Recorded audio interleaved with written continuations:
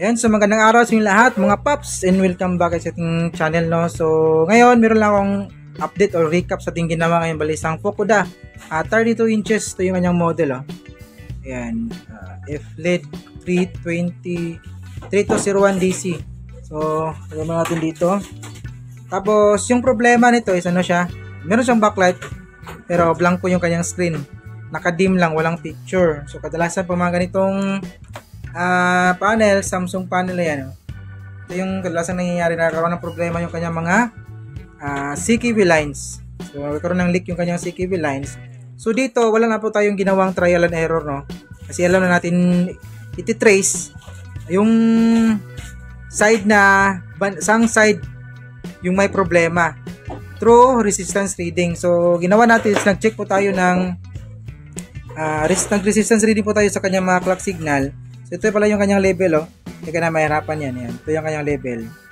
Yan yung label dyan. Dito sa may mga bilog-bilog dito. Ayan, natabunan pa. Wait. Zoom muna natin. Ayan, oh. So yan yung kanyang label. Sundan nyo lang yung mga bilog-bilog na yan. Yung kanyang label. So patay ng pagtutok. Dito, ito yung ayan, wait. Nakaharang kasi. Ito yung ano natin, CKB1, CKBB1, CKB2, CKBB2, and then yung STBP. Ito yung STBP natin. Ito, ano to? Feedback. Ito, ano siya, nakalagay dito. Feedback left, then BC is 1. Ayan. BC is 1. Ito. Hirap, bakit nakaharang itong ito. Ayan. Feedback left, BC is 1, CKB1, CKBB1, SD monitor, CKB2, CKBB2, at saka STBP. So nag-check tayo ng nag-resistance reading tayo. Yung CKB1 at saka CKBB1 pares niya, by pair yung checking natin dito. Okay, 1 mig yung kanyang reading. So dito naman sa CKB2 at CKBB2, nag-check tayo dyan.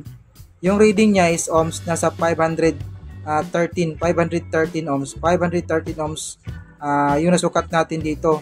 So nakita natin na yung CKB1, saka CKB2 at saka pares yung CKB2, yun yung may problema.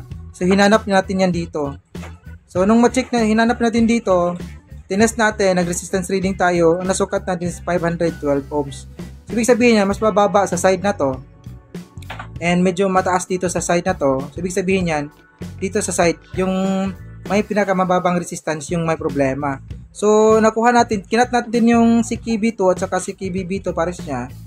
Nagka-display agad siya, nagkaroon na siya ng display. So ginawa natin, kinat natin yung lahat ng clock dito, ay lahat ng CKB lines.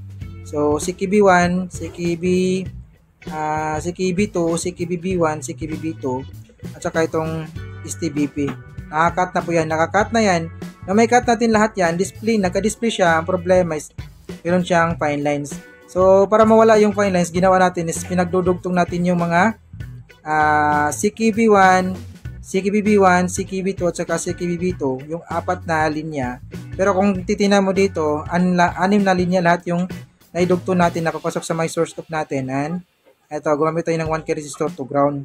Kasi yung CKB2 natin, dalawang linya siya papasok sa may source code natin. Tapos yung ano naman, yung CKBB1, dalawang linya naman yung papasok niya sa may ano natin, source code.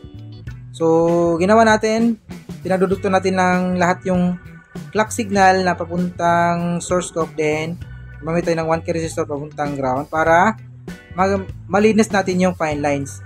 Ayan. So, hindi na kayo mahirapan sa mga technician, hindi na kayo mahirapan kung saan banda tayo mag-cutting. Kasi dati ginagawa natin, trial and error yung ginagawa natin eh. Cutting muna dito, tapos resistance check. Tapos kung hindi makuha, balik mo yung linya, tapos cut na naman dito. So dito, isang daanan, cutting lang para hindi na tayo wala na yung trial and error. So, doon na tayo sa may problemang linya talaga. So dito, by resistance reading, tapos nasukat natin, nakuha natin yung side na may problema. So doon tayo sa pinakamababang resistance na nasukat natin, no. So dito 512 ohms, then dito nasukat natin sa kanyang CKV2 is 513. So ang pinakamababa doon is siyempre yung 512. So dito tayo nag-cutting and tumugma yung gawa natin. So testing na tayo. Then nakakay siya. Ayan, wait lang at nagtatayo na yung camera natin. Power on ko lang. So power on siya. Labas yung loob ko ng Fukuda. Yun, nag-blur yung camera.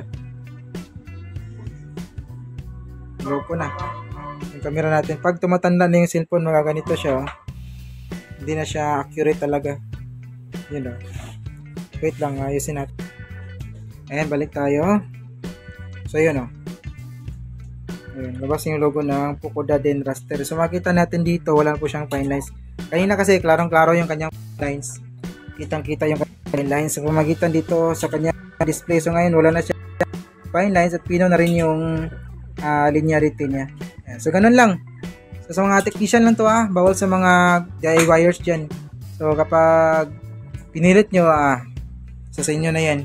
So ito lang yung gusto kong update, no, sa araw na to. Sana kahit papano ay napapulutan to ng kunting aral, hindi na ginawa natin yung full actual na tutorials kasi nga baka sabihin tayo ng kapwa technician natin na spoon feeding, no. So ano lang to, sa mga technician makukuha nila to, sa mga DIYers mahirapan talaga kayo. So dito lang yung video natin mga paps. Maraming salamat sa mga tsagang nanood, no. May God will as always. This is your service Ryan Kusitech. See you in our next video. Bye bye.